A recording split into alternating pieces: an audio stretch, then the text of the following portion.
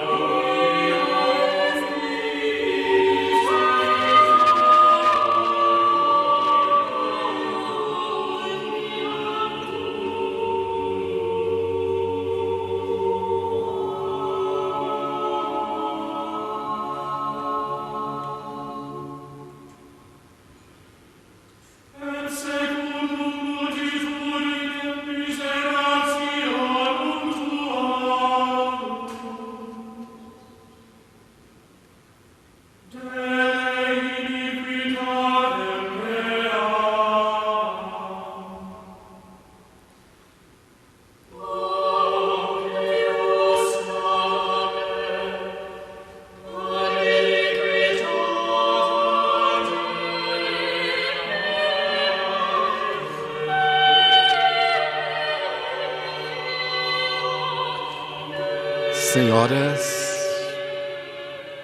senhores, queridas irmãs, queridos irmãos espíritas, jovens, caros amigos que nos acompanham através da TVC, nossos votos cordiais de muita paz.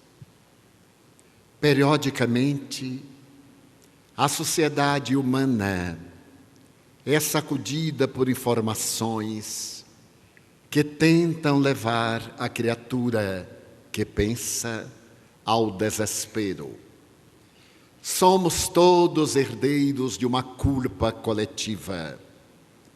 Nas tradições judaico-cristãs, carregamos o fardo do denominado pecado original. E essa herança arquetípica, que tem um caráter mitológico e que vem desde o momento da desobediência de Eva e Adão no paraíso, deu lugar a uma sombra coletiva que aturde a criatura. E para poder libertar-se desse atavismo perverso, criou a imagem de um Deus à sua semelhança, com as mesmas paixões humanas, que, arrependido de haver gerado o ser humano, mais de uma vez decretou-lhe a destruição. E é exatamente essa culpa coletiva que repousa em nosso inconsciente profundo, que periodicamente faz que a sociedade construa um conceito de destruição, não só da vida, mas também do planeta. Periodicamente surgem as ideias extravagantes a respeito do fim do mundo. Mas, na atualidade, essa proposta deprimente, caracterizando um Deus de caráter destrutivo, e não aquele todo amor preconizado e vivido por Jesus, apresenta essa fatalidade envolvida em falsas teorias que seriam científicas. Eu tenho 84 anos de idade e, nesse largo período de vida, já vi o mundo acabar-se 12 vezes, sendo que, no momento, apresentam um argumento que parece fatal, que é exatamente a do calendário maia. Vêm sendo escritas inumeráveis obras, procurando fazer coincidir a data que encerra um ciclo naquele calendário com o conceito bíblico do fim do mundo e com as tragédias exaladas do Apocalipse de João. E essa informação estabelece que o mundo se irá acabar no dia 11 de dezembro do ano em curso. Inúmeras pessoas têm demonstrado grande aflição. Uma massa imensa aturde-se ante essa fatalidade, que será desencadeada pelas forças vivas da natureza, extinguindo a vida, como se a vida não fosse mortal, e destruindo o planeta, como se ele fosse responsável por aqueles que o habitamos. A grande verdade é, no entanto, assevera a maior autoridade antropológica, paleontológica na cultura maia, o Dr. Orlando Casares, diretor do Museu de Antropologia da Cidade do México, que neste momento está apresentando o tortugueiro, é exatamente a pedra na qual está o calendário maia, na cidade de Bogotá, em uma grande exposição. Diz ele que os maias não tinham conceito do fim do mundo. Este conceito, sabemos, que é das tradições já referidas judaico-cristãs. Ademais, os maias, além de terem vários calendários, este a que se referem os que desejam a destruição da vida, é um calendário lunar, porque os maias guiavam-se pelo Sol, pela Lua e por Vênus, que eles supunham ser uma estrela, quando sabemos hoje, astronomicamente, que se trata de um planeta. Mas a verdade é que o calendário maia pode recuar a um longo período de 3.113 anos antes de Cristo, quando foi estabelecido um largo período. Para que entendamos, merece recordarmos que os maias tinham o ano civil de 365 dias e o ano de natureza religiosa de 260 dias. Em cada 52 anos, havia uma coincidência dos dois calendários no mesmo dia. Para cada dia do ano de ambos os calendários, havia uma denominação comum. Então, esse era o calendário do ano maia, sob duas feições. Mas logo, os maias haviam estabelecido que esse calendário formava uma era, e a era do calendário maia é constituída por 5.125 dias, que é considerado, na expressão tradicional, Baticum. Cada Baticum constituía, portanto, uma era, e 13 Baticunes, 13 vezes esse período, ampliado a 144 mil dias, formava uma era larga. Desde aquele 3.113 anos antes de Jesus, os cálculos maia, que são dignos do maior respeito pela sua exatidão, estabeleceram que no dia 11 de dezembro do ano 2012 depois de Cristo, se encerraria uma era, iniciando-se uma outra era, na qual o espírito de Solo Iocte deveria voltar ao planeta para trazer bênçãos, prosperidade, paz e saúde integral. É fascinante notarmos esses estudos profundos do Dr. Orlando Casares e também daqueles que tiveram acesso ao documento de Bremen, onde estariam exarados esses estudos. Dessa forma, podemos ficar absolutamente tranquilos que no dia 12 de dezembro deste ano teremos o mesmo sol radioso, a terra abençoada, porém, numa grande transição, conforme a palavra iluminada da doutrina espírita.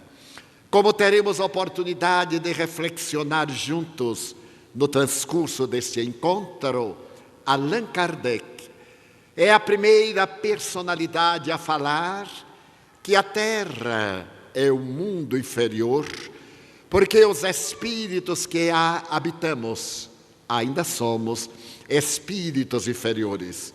E como a lei de evolução é geral, da mesma forma que o nosso processo antropossócio-psicológico leva-nos a evoluir, a Terra também deixará de ser um mundo de provas e de expiações para tornar-se um mundo de regeneração.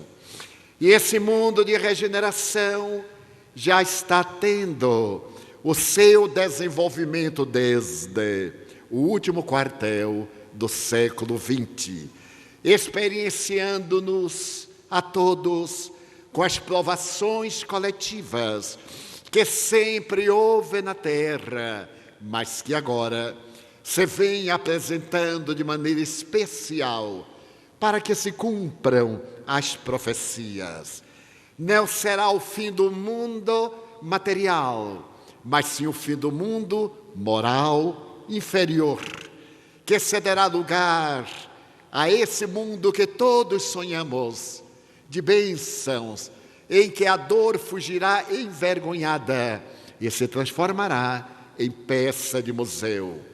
Os espíritos nobres são unânimes em asseverar que essa mudança vem se operando na sucessão dos séculos, acelerando-se nestes dias por determinação do governante Jesus, que é o Criador do nosso planeta.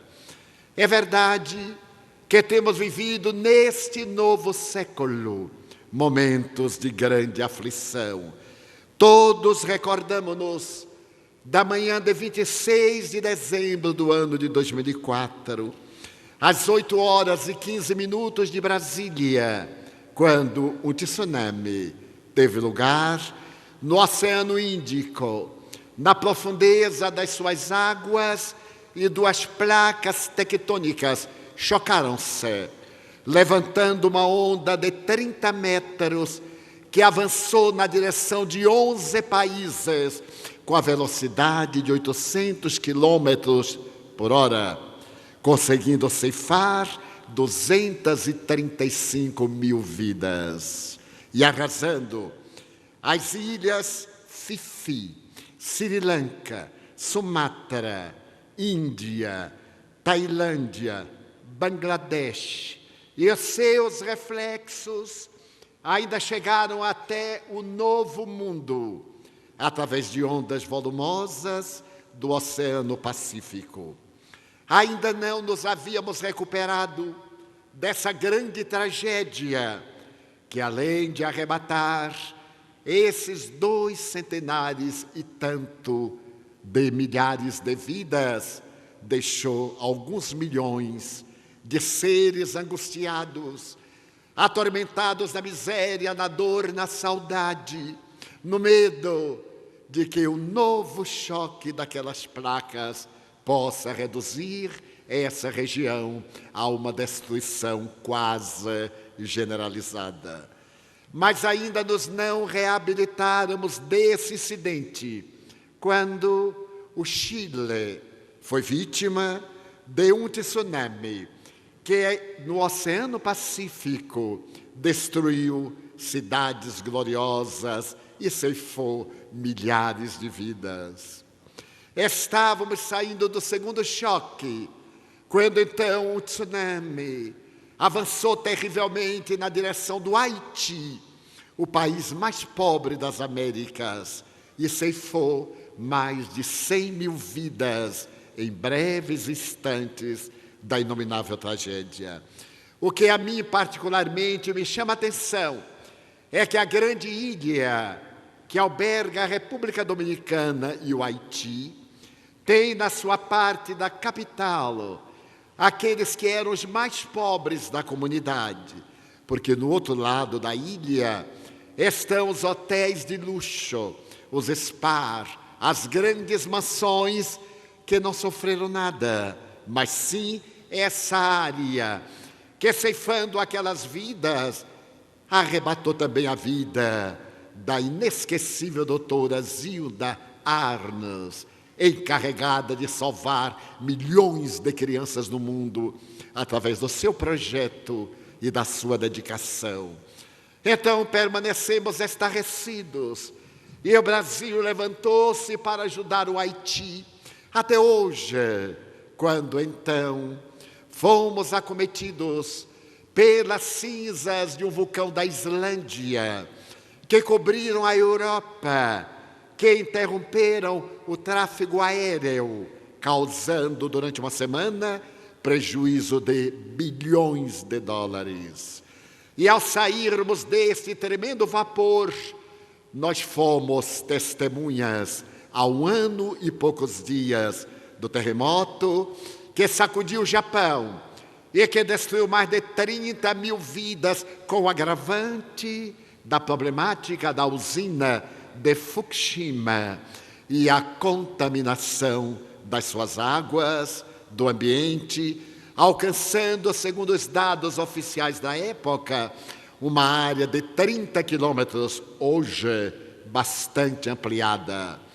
E estávamos já tentando esquecer essas tragédias que a todos nos comovem, mas que são parte dos movimentos do globo, também mudando a sua estrutura geológica, quando um outro vulcão, desta vez novamente no Chile, atira cinzas sobre a Patagônia, ceifando a vida vegetal, animal e, naturalmente, perturbando a vida de milhares de pessoas nessa área da Argentina e do Chile, interrompendo a navegação aérea no Chile, na Argentina, no Uruguai, no Rio Grande do Sul.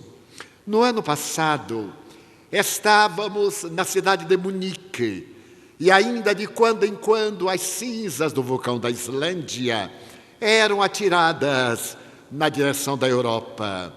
E deveríamos viajar naquele momento a Berlim. Havíamos feito check-in e dirigíamos-nos para tomar o voo, quando foi anunciado que nova camada de cinzas havia sido expelida e que, naquele momento, a navegação aérea estava suspensa pelos grandes perigos dos turbojatos, dos jatos, de serem destruídos por problemas de natureza técnica. E tivemos que correr, todos que ali estávamos, à estação ferroviária, para uma viagem que aérea seria de 1 hora e 20 minutos e que de trem nos tomaram 7 horas, chegando, no entanto, em tempo de proferir a conferência em Berlim. Mas esses são fenômenos do nosso planeta que sempre ocorrerão, mas que hoje a comunicação virtual, a comunicação global, nos permite acompanhar ao vivo. Uma das piores erupções vulcânicas de que a humanidade se recorda foi do vulcão Krakatoa, no século XIX. Mas a sociedade fora da região somente teve conhecimento meses depois. Aquelas cidades que chegavam a receber os periódicos que davam notícias. Mas graças hoje à comunicação em massa, as informações são céleres e são tão volumosas que os nossos neurônios não podem decodificar, gerando pânico, indiferença ou um estado de paranoia que se vai generalizando. Mas é natural que existem ameaças geológicas, como a série de vulcões no Yellowstone, nos Estados Unidos, como a grande falha da Califórnia, já que todo o planeta encontra-se mapeado, os vulcanógrafos, os estudiosos sabem que vão acontecer fenômeno, tragédia, tsunami e fenômenos de terremotos e maremotos. A única questão é quando.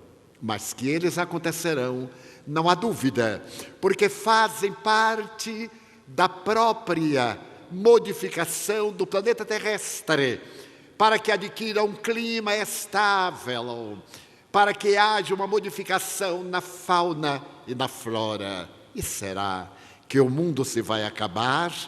Do ponto de vista astronômico, Sir James Jeans, o astrofísico inglês, assevera que é óbvio, porque tudo que começa, termina. Mas como a lei de Lavoisier já nos ensina há vários séculos que tudo se transforma, o nosso planeta também será transformado para melhor, quando nós, espíritos, também estivermos numa condição evolutiva que nos permita viver uma Shangri-La, um paraíso, um local de bênçãos, mas sempre transitórios esses lugares, porque procedemos do mundo espiritual. E a Terra é uma cópia imperfeita do mundo espiritual, causal, de onde viemos e para onde vamos. Aqui chegamos através da fecundação, daqui partimos através da desencarnação. E voltamos à pergunta, e o mundo se vai acabar? É óbvio. Sabemos que o nosso planeta e toda a corte em volta do Sol dependem das explosões solares. O Sol converte massa em energia no volume de 230 milhões de toneladas por segundo. Então é natural que vai chegar um momento em que o Sol não terá mais massa para ser convertido em energia. E segundo os astrônomos, se transformará em uma estrela anã. E toda a sua corte será desagregada por ausência de gravidade, de eletromagnetismo, da força quântica forte, da força quântica fraca. Mas isso acontecerá aproximadamente dentro de 11 bilhões de anos. Eu me recordo que um dia, em uma cidade do sul do país, ao terminar a conferência, onde colocaram alguns dados da matemática astronômica, ao terminar, veio uma senhora conversar comigo. Eu não posso aquilatar a idade da senhora, porque com os recursos de que hoje dispomos, é muito difícil. Desde as pomadas para a pele, ao silicone e às cirurgias, mas o que eu posso afirmar é que ela estava entre 40 e 70 anos. Muito difícil de definir a data. E ela veio nervosa, pegou as minhas duas mãos e me perguntou: irmão Divaldo, é verdade que o mundo se vai acabar? Ele é uma verdade astronômica. Mas não me diga quando isto vai suceder. Eu disse, bem, dentro de 11 bilhões de anos. Ela levou as mãos postas, meu Deus, exclamou, que será de mim que ainda não me casei? Portanto, ela terá tempo suficiente para as suas núpcias. Mas os dados astronômicos são verdadeiramente fascinantes. Então, é provável que as grandes alterações solares, as explosões nucleares, que levantam manchas, que levantam labaredas maiores do que a Terra, como aconteceu no dia 5 de outubro de 2005, quando houve explosão apresentando uma mancha maior do que a do planeta terrestre. E no dia 25 do mesmo mês, quando a mancha foi maior do que o planeta Júpiter, a Terra sofreu o grande problema que se converteu na tragédia que destruiu uma parte dos Estados Unidos da América, especialmente com aquele Katrina que devorou a cidade de New Orleans. Então estamos sujeitos aos caprichos solares e pode ser que o nosso planeta torne-se vítima dessas explosões e naturalmente haja problemáticas variadas em nosso clima, no comportamento dos oceanos e etc. Mas esses fenômenos têm ocorrido com frequência. Também teria uma outra possibilidade, a queda de um meteoro na Terra, produzindo choque de tal maneira que modificaria a inclinação do eixo do nosso planeta querido, ou poderia causar a sua destruição, como aconteceu em período recuado com o tremendo meteoro que caiu na Rússia, na Sibéria, e levantou uma onda de poeira que cobriu o orbe por mais de 1 milhão de anos, extinguindo os dinossauros, a flora e toda a fauna ambiental. Mas a ciência terrestre e a tecnologia de ponta, detectando meteoros de grande expressão, já dispõem de recursos para interceptar-lhes a queda, enviando espaçonaves ou mísseis teleguiados que terão nas suas ogivas bombas nucleares capazes de reduzir esses meteoros colossais a fragmentos que, ao caírem na Terra ou perderem-se no espaço pelo atrito, não poderiam prejudicar de maneira que nos destruíssemos. Há, no entanto, um perigo.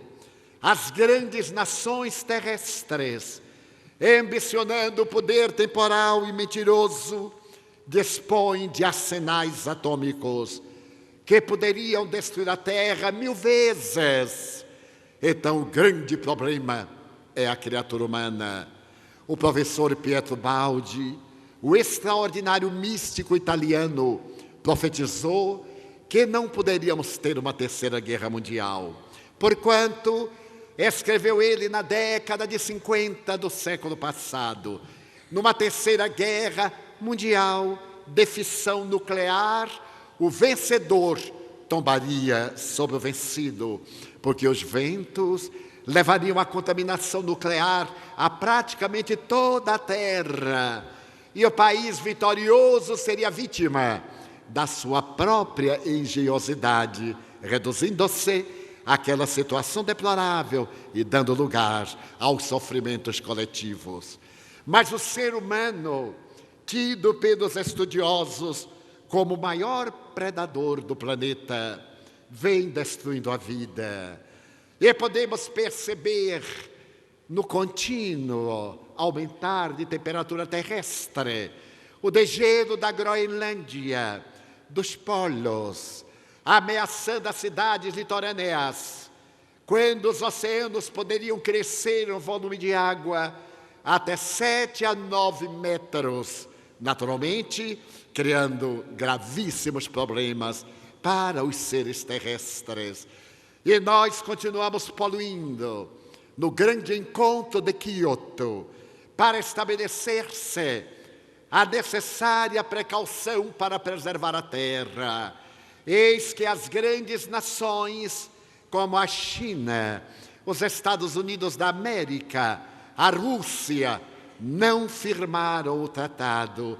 E as tentativas posteriores não têm encontrado ressonância nas grandes nações que, tendo seus deuses, denominam o poder como Deus mais temerário e acreditam que o que vale é este momento para que se possa desfrutar neles o gozo, o prazer, já que mesmo nos chamados países super desenvolvidos, a dor vergasta centenas de milhões de vidas, porque ninguém está indene ao sofrimento interior, à solidão, ao medo, à ansiedade, à culpa que devora grande parte da nossa sociedade. Mas que diz Jesus a respeito?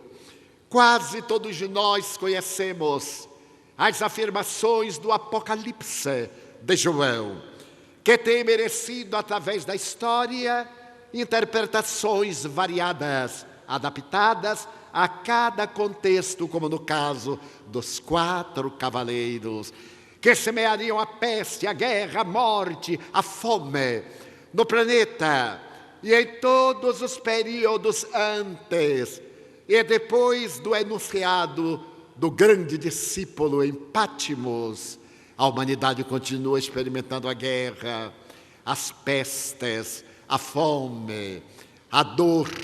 E no momento, ao lado dessas ameaças, a drogadição, geradora da violência, dos desastres das famílias, do desequilíbrio, da perda do sentido existencial.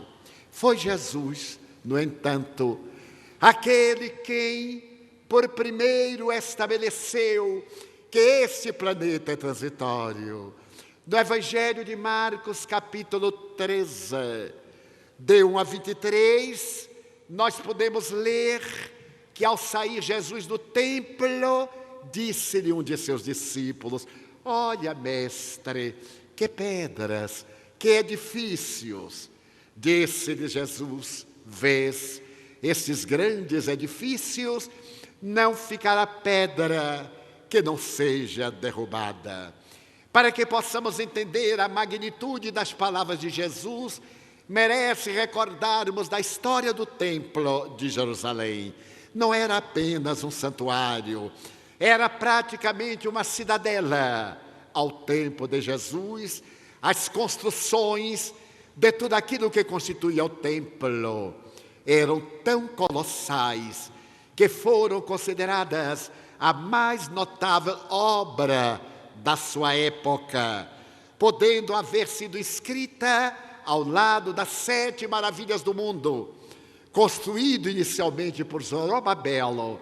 Mais tarde ele foi destruído, e quando Ciro, rei dos persas, conquistou um país que estava abrigando os hebreus, a Babilônia, ele libertou Esdras e uma elite de judeus, concedendo-lhes o privilégio de voltarem a Jerusalém com seu povo, ali escravizado por 300 anos, concedendo a Esdras a missão de recompilar o Pentateuco de Moisés, que se havia perdido na tradição oral, e reconstruir o templo de Jerusalém.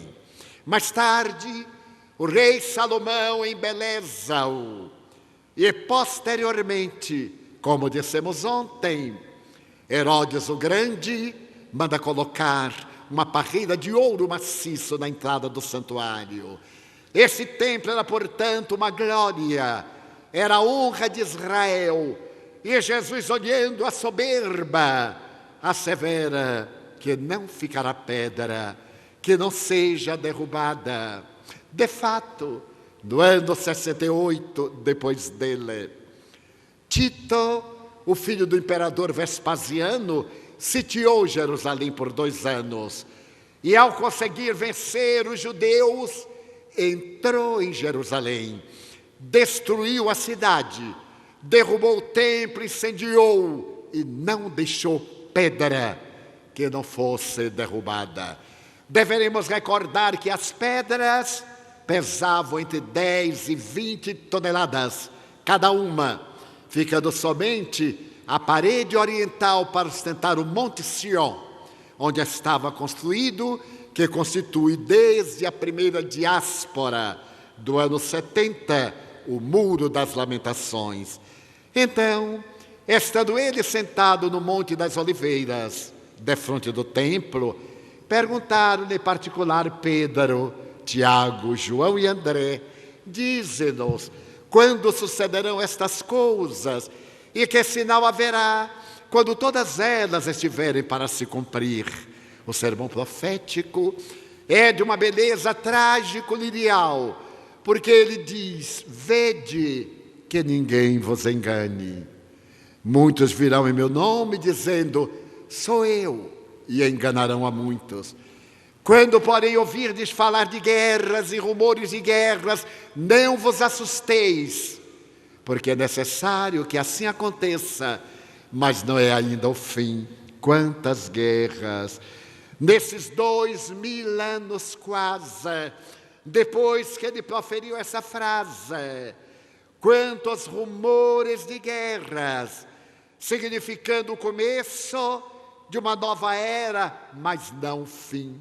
Pois se levantará nação contra nação e reino contra reino. Haverá terremotos em vários lugares e haverá fomes. Estas coisas são o princípio das dores. A fome no Sudão. Neste momento, no atormentado território da África, no qual as etnias entredevoram-se, 3 milhões de pessoas estão morrendo à fome. Nem mesmo a interferência da ONU para apaziguar as etnias, uma das quais atende a paixões de tradições religiosas, impede que o alimento chegue a outra etnia que pertence ao mesmo povo, condenado à morte por inanição. Então eu me recordo de que uma sociedade na qual a criatura humana morre à fome, deveríamos ter vergonha de viver nela. E me recordo de um dia, quando uma senhora chegou à porta da mansão do caminho trazendo algo nos braços, coberta por um tecido imundo. E quando nós erguemos, era uma criança esquálida, de quase 2 anos, mas com a aparência de alguns meses. E a mãe me disse: salve minha filha, eu sou catadora de lixo aqui na Canabrava, onde se depositava o lixo da cidade. E nós não comemos faz meses. Eu dou à minha filha uma sopa de papelão. E eu lhe perguntei: mas como uma sopa de papelão? Diz: bem, do lixo eu tiro aqueles papelões que estão com gordura, lavo e ponho-os a cozer em água e sal, e tomamos nós duas. Os olhos turbaram-se-me de lágrimas, e ela dizia: não deixe a minha filha morrer. Levamos imediatamente para o centro médico e começamos a passar o leite com algodão nos lábios da menina, e a ela imediatamente aplicamos soro, o que faríamos logo depois com a filhinha. Pois ainda em nossas cidades, na periferia aqui, em Londres, em Paris, em New York, na grande nação americana que contabiliza hoje 40 milhões de pobres, 20 milhões abaixo da linha da miséria, e com os desperdícios da guerra. Então Jesus recorda que se levantará nação contra nação e reino contra reino, que haverá fomes e que tudo isto é o princípio das dores. Um irmão entregará a morte a seu irmão e um pai a seu filho. Os filhos se levantarão contra seus pais e os farão morrer. Sereis também odiados de todos por causa do meu nome. Mas aquele que perseverar até o fim, esse será salvo. Quando eu li esse sermão profético, eu era muito jovem, porque por incrível que pareça, eu já fui jovem. Muita gente pensa que os idosos não foram jovens. Eu tenho até fotografia para provar que já fui jovem. Recordo-me de um incidente. Estava na cidade de Itumbiara, no mês de fevereiro do ano passado. E éramos todos júbilos com um grupo de amigos, quando chegaram trabalhadores e disseram: irmão Divaldo, casualmente hoje estamos comemorando 50 anos da primeira visita que o irmão nos fez aqui, por volta de 1951. Então, ou melhor, 61. Eu olhei para eles e fiquei emocionado. Estava uma senhora com um ramo de flores e o cavalheiro mais idoso disse: esta é minha filha. Ela lhe deu um buquê de rosas aos 4 anos de idade. Hoje já é avó. Eu me senti um verdadeiro dinossauro, mas continuei tranquilo. E o amigo foi, ela me entregou as rosas, eu sorri, lembrei-me daquela menina que houvera feito mesmo 50 anos antes.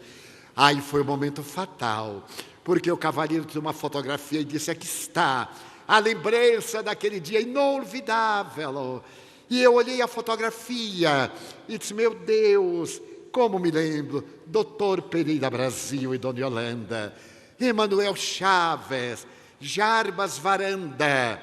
Eu só não conheço esse daqui. Ele disse: é o irmão.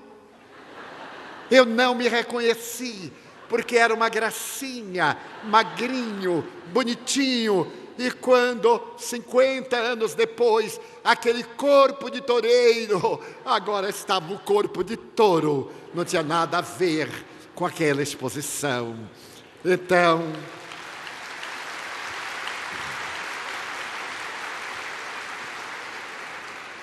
perseverar até o fim, prosseguir. Mas naquele tempo eu era jovem quando li o sermão. Eu digo: nunca um irmão entregar a morte a seu irmão, um pai a seu filho, os filhos levantar-se contra seus pais e os fazerem morrer. Mas eu acompanhei a Segunda Guerra Mundial, quando o nazismo chegou ao máximo e os filhos denunciavam os pais que não pertenciam ao partido, e os pais iam para as câmaras de gás. Os pais levavam as crianças para as câmaras de gás. As crianças que sofriam de enurese, que molhavam a cama durante a noite, porque era uma desonra para a raça que Hitler e Himmler estavam tentando construir. Ficou no meu inconsciente por muitos anos a tragédia dos campos de concentração, principalmente no campo de Auschwitz. Eu havia lido várias obras. A autobiografia de Viktor Frankl, no seu livro Em Busca de Sentido, que a Biblioteca do Congresso Americano considera uma das 100 obras mais notáveis da humanidade. Esse autor da logoterapia, que esteve em vários campos de concentração, narra-nos a tragédia de Auschwitz. E durante anos eu pensava naqueles fornos crematórios, até que, depois de visitar vários campos na Alemanha, na República Tcheca, na Áustria, no dia 31 de maio do ano passado, com um grupo de amigos gaúchos e austríacos, estávamos em Auschwitz, assistido por uma socióloga que nos apresentava a tragédia daquela verdadeira ilha de abetos, de coníferas, mas que está no centro da Europa e facilitava o intercâmbio de toda a Europa, onde foi erguido, no antigo quartel do exército polonês, o campo de concentração de extermínio. E ali foram assassinadas 1.100.000 pessoas. 1.100.000 pessoas, de fins de 1939 até abril de 1945. Então começamos a percorrer os vários pavilhões.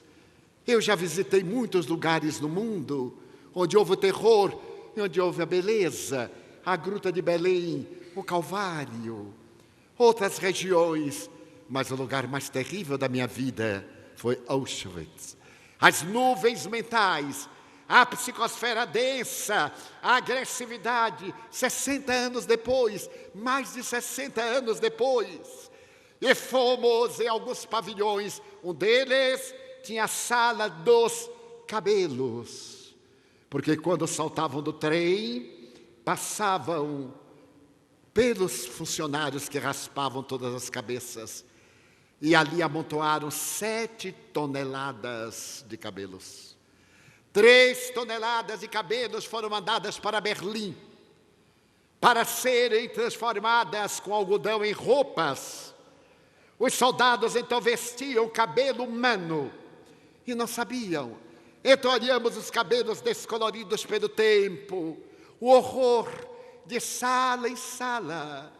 Passemos pela sala do Dr. Morte, o infeliz médico que desencarnou aqui no Brasil, que se comprazia nos tremendos trabalhos falsamente científicos de destruir vidas. Mas chegamos ao momento fatal, um monte, ali era a câmara de gás. A Cruz Vermelha não via, porque a face de entrada era do outro lado. Adentremos-nos naquela sala baixa, onde eram colocadas em média 500 a 1.000 pessoas. E se abria o bico de gás, os bicos de gás, por onde entrava o veneno de rato, por ser mais barato. E eles estossegavam entre 15 e 25 minutos até a morte. E logo depois que abriam os aspiradores, as portas imensas para os fornos crematórios. Outros judeus carregavam aqueles cadáveres e atiravam dos fornos como se fossem lenha. Eles seriam os próximos a morrer. Como pode a criatura humana chegar a esse nível? Então estávamos todos estarrecidos, chocados, com a respiração difícil de uma tragédia de ontem. E dizia, meu Deus, isso não pode acontecer novamente. Sim, e aconteceu, e está acontecendo no mundo. Mas no momento clímax, foi quando saímos. Eu me apoiava discretamente no braço de um amigo, porque não enxergava. E não queria denunciar aquele estado psíquico, aquele estado mediúnico. O horror das vítimas na sala, estossegando, gritando por justiça. Milhares ainda hoje. Então peguei no braço de um amigo e fomos saindo para respirar, quando parou um ônibus. E saltaram crianças com problemas, crianças com distúrbios mentais, com cegueira, com surdez, com deformidade, e formaram uma fila, conduzidas, essas crianças, por algumas educadoras.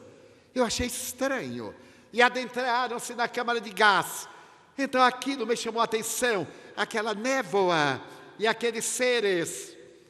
Então eu pedi a Conrad, o amigo que fala excelente vários idiomas, principalmente português, polonês de origem, trabalhador espírita, para que se me fizesse o intérprete.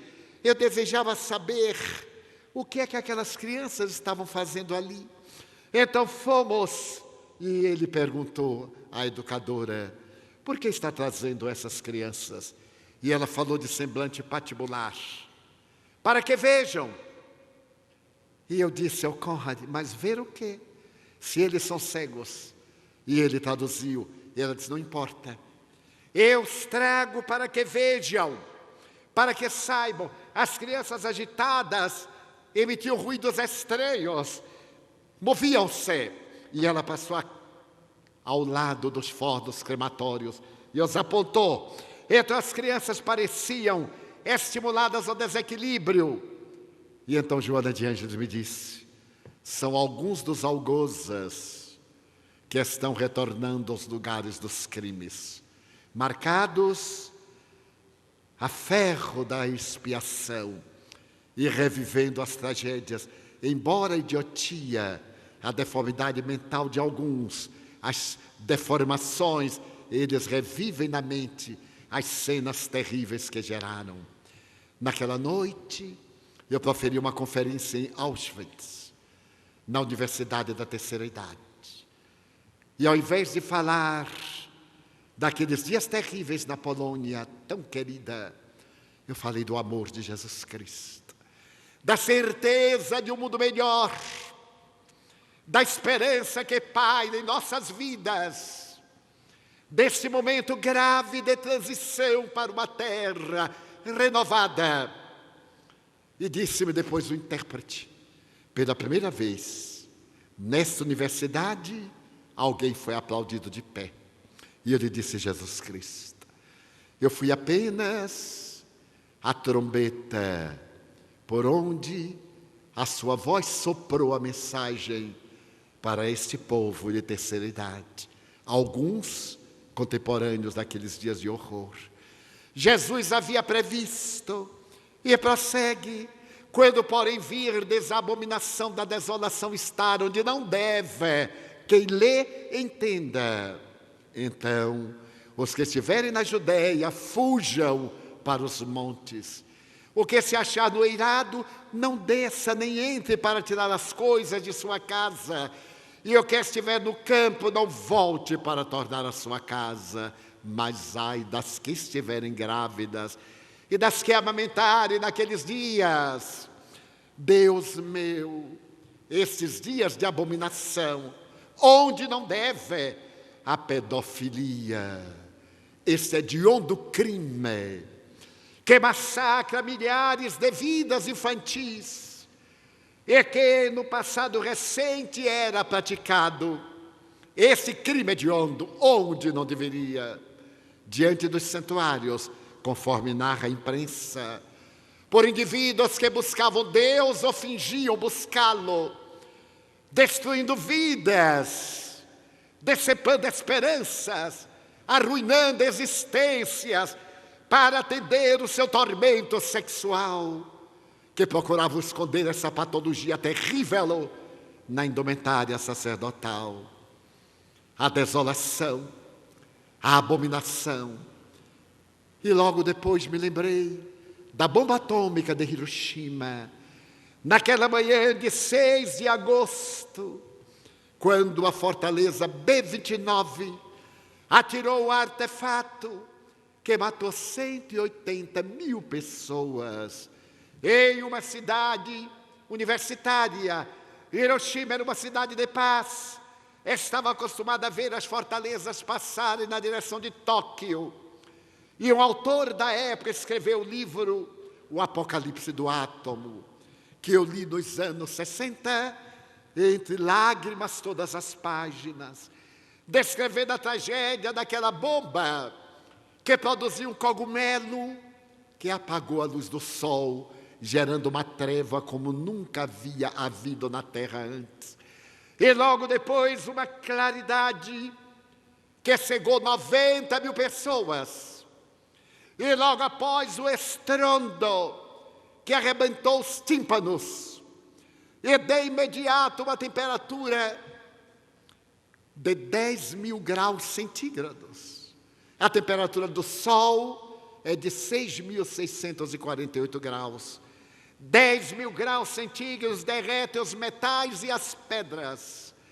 E logo depois os ventos que arrancavam as vísceras das pessoas, os pulmões, através das costelas. E aquela ardência, ninguém sabia o que era quando começou a chover. A cidade de Hiroshima é cortada pelo rio Ota e os seus 7 braços, que imediatamente evaporaram as águas. Então começou a chover, mas não era chuva, era estrôncio 90, que condenou sobreviventes ao câncer, que os transformou em vítimas. E ai das grávidas, porque contaminadas geraram filhos leucêmicos. As que amamentavam geraram filhos e descendentes leucêmicos até hoje. E logo depois, a bomba de Nagasaki. Mas aquelas eram bombinhas, como diz o arsenal atual de bombas nucleares. Tem uma potência 10 mil vezes maior do que aquelas bombas que faziam parte do projeto Manhattan, de Albert Einstein, de von Vernon, de Oppenheimer. E Werner e Oppenheimer, alemãos, aproveitados pelos americanos, quando perguntaram a Albert Einstein e mostraram as fotografias, ele teria declarado: eu preferira haver sido bombeiro encanador a ter participado deste genocídio. Mas será que o homem recebeu esta lição? Jesus então continua: rogai que isto não suceda no inverno, porque aqueles dias serão de tribulação, a qual nunca houve desde o princípio da criação por Deus feita até agora, nem haverá jamais. Se o Senhor não abreviasse aqueles dias, ninguém seria salvo. Mas por causa dos eleitos que Ele escolheu, os abreviou. Por que não no inverno? Porque naturalmente manteria a radiação nuclear. E por que o Senhor abreviou? Porque Ele nos chamou para o trabalho. Nós fomos convidados, mas nós nos tornaremos elegidos pelo esforço que desempenhemos, não por qualquer privilégio que nos seja atribuído. A nós nos cabe, escolhidos que fomos para a seara, ser elegidos para abreviarmos os dias terríveis que se abatem sobre a terra. Então, se alguém vos disser: eis aqui o Cristo, ou ei-lo acolá, não acrediteis. Levantar-se-ão falsos cristos e falsos profetas, e farão milagres e prodígios para enganar os eleitos, se possível fora. Estai vós de sobreaviso, de antemão vos tenho dito todas as coisas. Quantos cristos! Ainda hoje no Brasil nós temos um que se apresenta merecendo respeito e compaixão, dizendo ser Jesus reencarnado.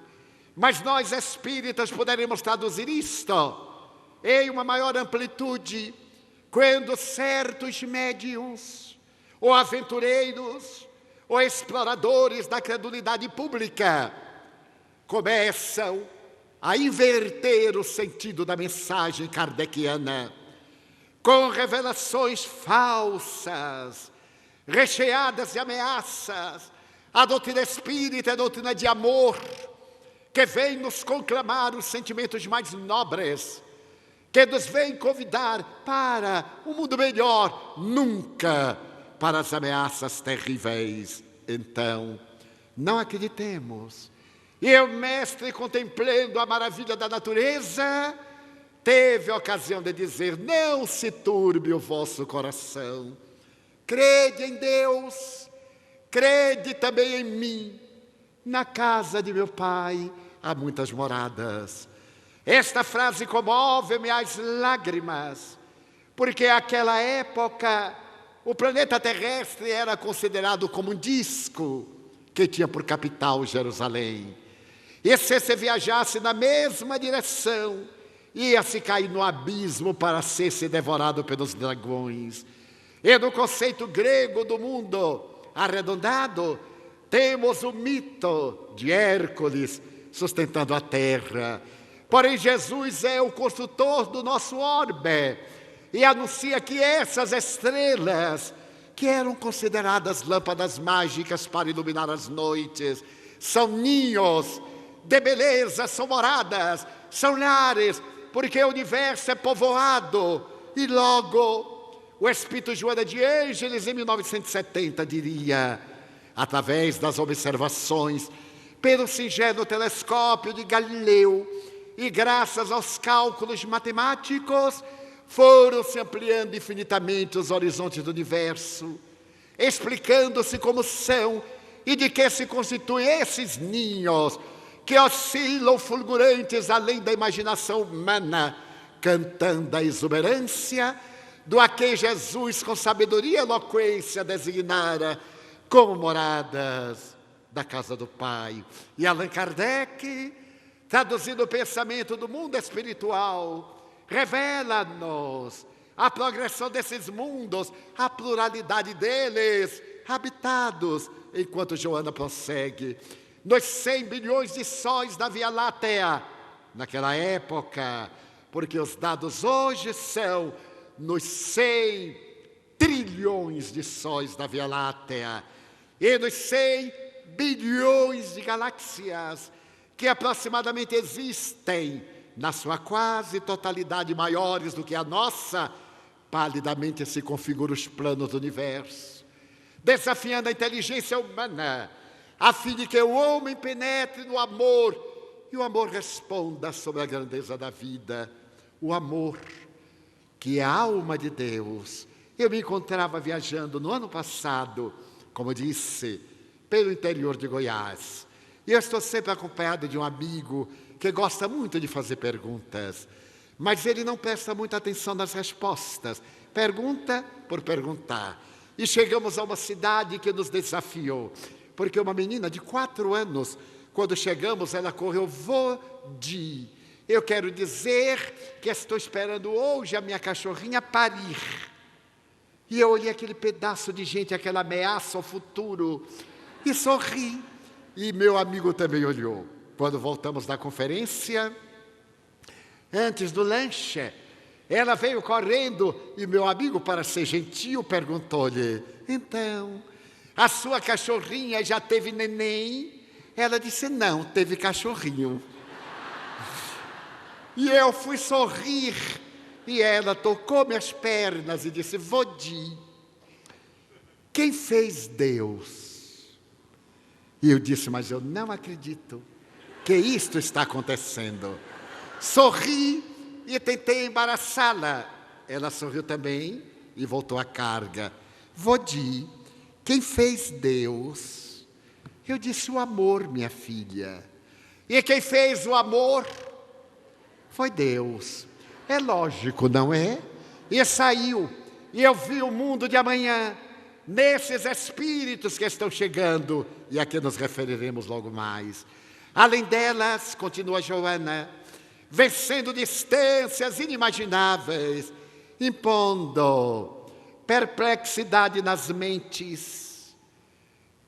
Foram recentemente detectadas as quasares, que são fontes quase estelares de radiação, as pulsares, as manchas espaciais e supernovas, que produzem brilho de até 10 milhões de vezes mais. Eu não posso conceber um brilho 1000 vezes maior do que este, mas 10 milhões de vezes mais do que o Sol. Ultrapassa tudo que a minha pobre imaginação pode conceber.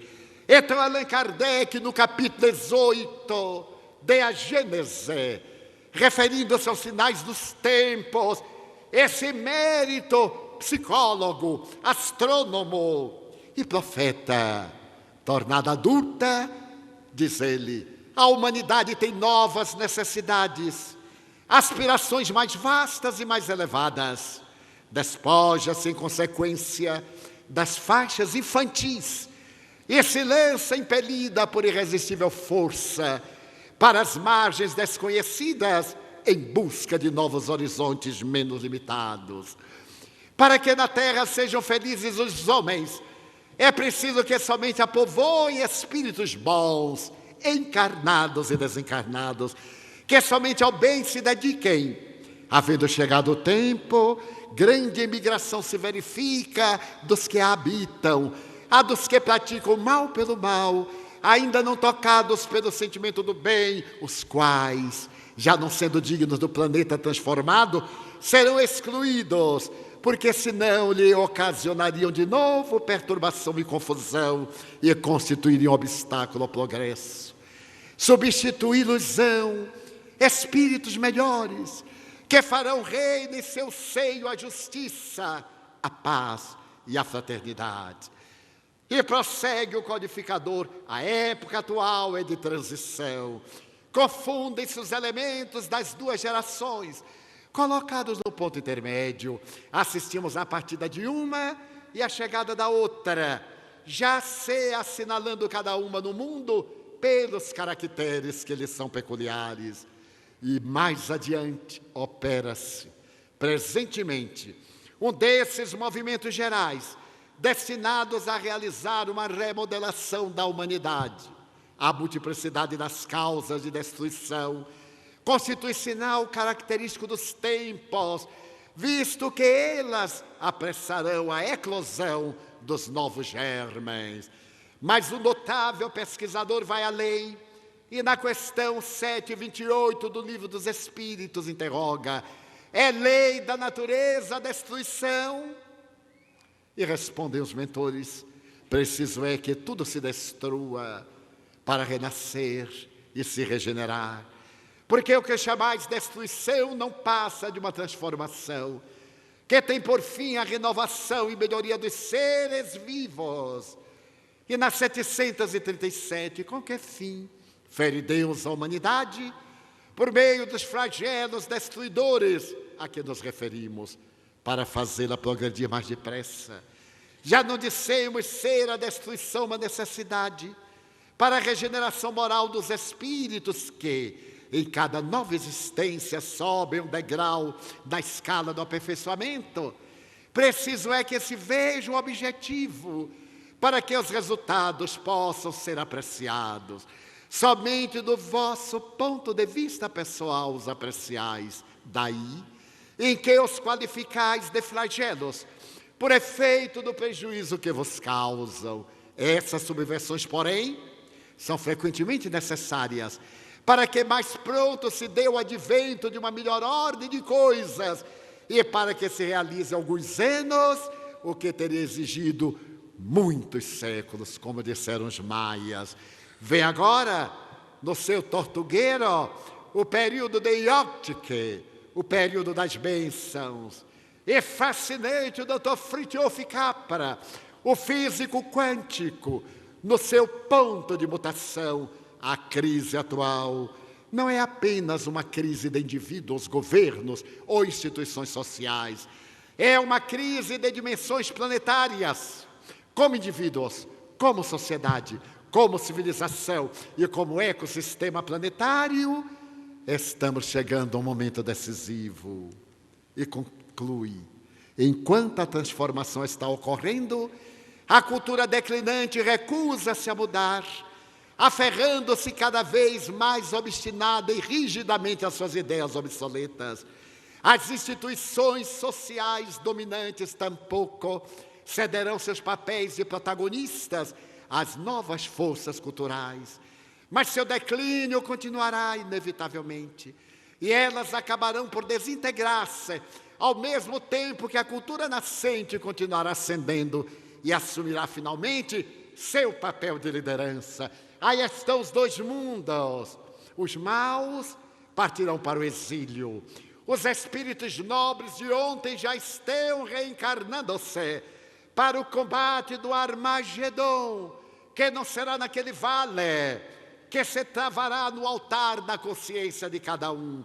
Espíritos de outra dimensão, diz-nos Manuel Filomeno de Miranda, de Alcione, uma das constelações das Pleiades, na constelação do Touro. Diz-nos ele no seu livro Transição Planetária: reencarnar-se-ão na Terra, já estão. Que importe se será de Alcione ou de outro lugar, porque o universo é a nossa casa, são as moradas do Pai, as estrelas fulgurantes para habitar o nosso mundo. Estamos em transição. E Immanuel Kant conclui o nosso pensamento: duas coisas me enchem de admiração e estarrecimento crescentes e constantes. Quanto mais tempo e mais sinceramente fico refletindo acerca delas: os céus estrelados lá fora e a lei moral aqui dentro. Eu gostaria de vos deixar uma mensagem para reflexão profunda. Estava em Nova York no ano passado, nesse período, e ao terminar uma conferência, um cavalheiro acercou-se-me e, através do intérprete, me perguntou: o senhor viaja muito? Eu gostaria de lhe contar uma história que eu vou colocar na internet. A minha história, para que o senhor contasse aonde quer que vá. Eu acabo de lhe ouvir falar sobre a transição do planeta, o mundo melhor. Então aquele cavalheiro entre lágrimas me disse: cheguei em casa para o jantar. A mesa posta e a minha mulher. Abruptamente ele disse: quero o divórcio. Ela teve um choque. Pensou que era brincadeira, mas o meu semblante estava carregado. Ele disse: quero o divórcio. Por fim eu tive coragem. Quero o divórcio porque nosso amor acabou. Estamos casados faz 19 anos. Nosso filho tem 17. Somos apenas amigos que se detestam fraternalmente. Dormimos no mesmo teto. Mas como eu sou um homem honrado, quero lhe dizer que eu estou com outra. E não desejo uma vida paralela. Eu lhe darei 30% das minhas ações em nossa empresa. Lhe darei a mansão, o automóvel. Lhe darei uma pensão boa e uma pensão para meu filho, mas eu quero o divórcio. Ela deu um grito, blasfemou e começou a injuriar-me. Eu já esperava. Fazia já um mês que eu queria falar, mas não tinha coragem. No dia seguinte, quando eu cheguei, a mesa estava posta e ela estava escrevendo no birro ao lado. Nenhuma palavra. Na terceira noite, quando eu cheguei, ela continuava escrevendo. Nenhuma palavra. Na quarta noite eu lhe perguntei: então, o que é que você me responde? Ela estava exageradamente serena. Ela disse: bem, eu lhe darei o divórcio com 2 condições. Primeiro, que nos divorciemos dentro de 30 dias. Porque nosso filho vai fazer exames agora na universidade. O nosso divórcio irá perturbá-lo. Já que você me tolerou tanto tempo sem me amar, 1 mês a mais. Tá bem, muito bem. E a segunda questão é: quando nos casamos, você me carregou da porta até o quarto. Lembra? Sim, era loucura de jovem. Então eu quero lhe pedir que nestes 30 dias você me carregue do quarto até aqui a sala de jantar. Mas está louca? É a minha condição. Mas eu não farei isto. Então eu não cederei o divórcio. Iremos para o litigioso e eu arruíno você. A opção é sua. Então no dia seguinte eu contei à minha amante. Ela deu gargalhadas de zombaria. E eu previ que minha mulher não cederia. Então eu resolvi aquecer. E na quinta manhã, enquanto nos vestíamos, eu olhei para ela. Fazia tempos que eu não olhava para ela. Ela estava magra. E então ela se vestiu, eu me aproximei, carreguei-a. E quando saímos do quarto, passava nosso filho. E ele disse: os pombinhos estão de bem. E eu a deixei na sala de jantar. No segundo dia, no 15º dia, ela usou uma roupa que eu gostava muito. Mas eu notei que ela estava muito magra, porque a roupa sobrava. Ela colocou um cinto e ficou meio plissada. Ficou interessante. Eu a carreguei de maneira especial nesse dia. No 20º dia, ela colocou o perfume da nossa noite de núpcias. E quando eu a ergui e coloquei nos braços, eu estreitei-a de encontro ao peito, com uma emoção diferente. Ela passou a mão pelo meu pescoço, encostou a cabeça na minha, e a sua cabeça estava fria e suarenta. No 26º dia, eu achei que ela estava leve. Uma onda de ternura tomou conta de mim. Então, depois que eu deixei do quarto, fui trabalhar. Fui à casa da minha amante. E ela perguntou: então, venho acabar com o nosso relacionamento. Mas eu sabia, você é um miserável, é um louco. Ela é uma astuta. Ela pediu para carregar, para seduzi-lo. E então a minha companheira mostrou que era ela. Eu estava na fase que ela me conquistava. Mas agora ela blasfemou, bateu a porta, xingou. Eu me senti aliviado.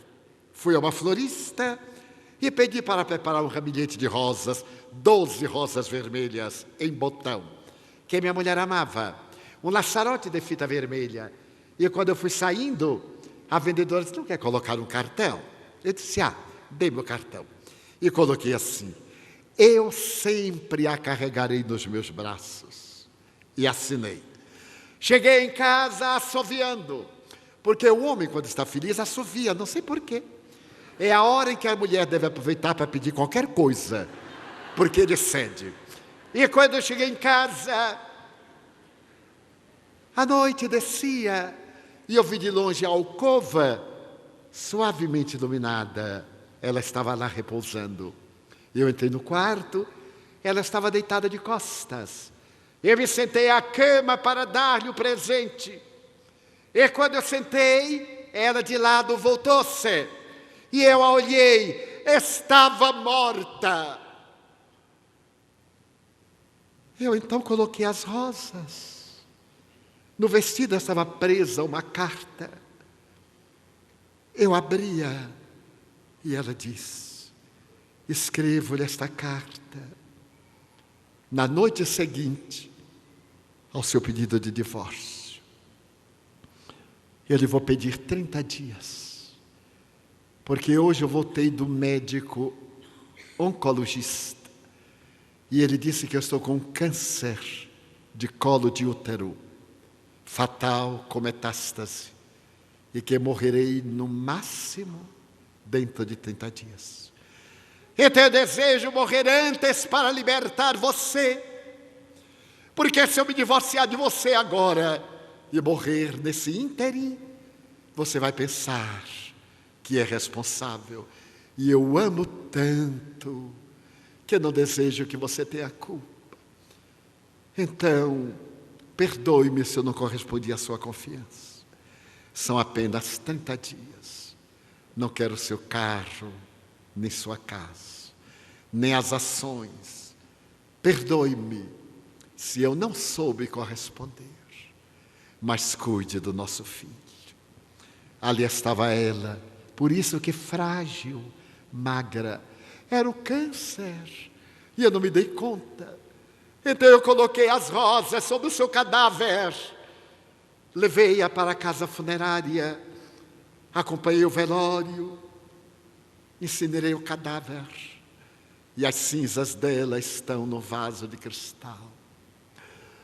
O que eu quero pedir ao Senhor é que onde quer que vá, nesses dias tumultuosos, fale sobre o amor, sobre a compaixão, sobre a misericórdia, a paciência e a tolerância. Todo relacionamento que se alonga tende a deperecer. Toda brasa cobre-se de cinza, mas um sopro do vento faz que ela recupere a labareda. O Senhor me promete que dará a minha mensagem. E me segurou com as mãos geladas. E eu lhe disse que sim, que eu prometia. Então o amor é a alma de Deus, especialmente nesse momento de transição planetária, de tanta dor, de tanta amargura. E o que é que nós podemos fazer? Tornarmos-nos melhores. Porque a única maneira de mudar o mundo é mudarmos-nos para melhor. Darmos a nossa contribuição, plantar uma árvore que seja frutífera, saudarmos alguém com um gesto de ternura, desculparmos a ignorância, cantarmos as bem-aventuranças, para que elas se transformem em uma sinfonia no altar do nosso coração. Vamos em paz, dizendo a Deus: eu gostaria de ser uma via láctea de estrelas, para que as noites da terra fossem mais belas.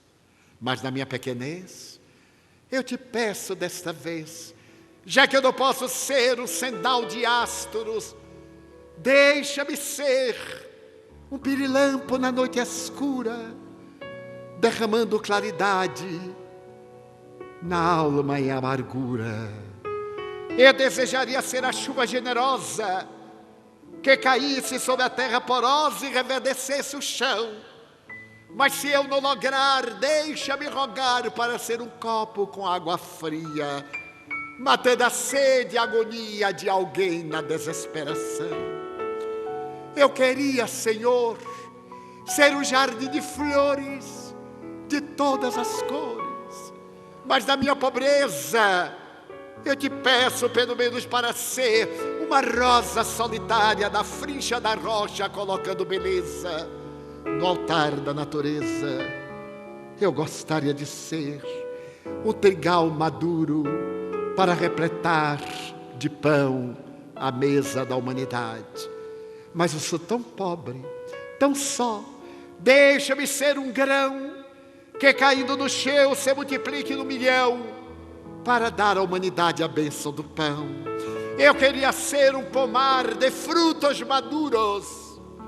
Eu desejava ser a montanha, uma escada imensa para erguer o herói. Mas nada disso eu sou.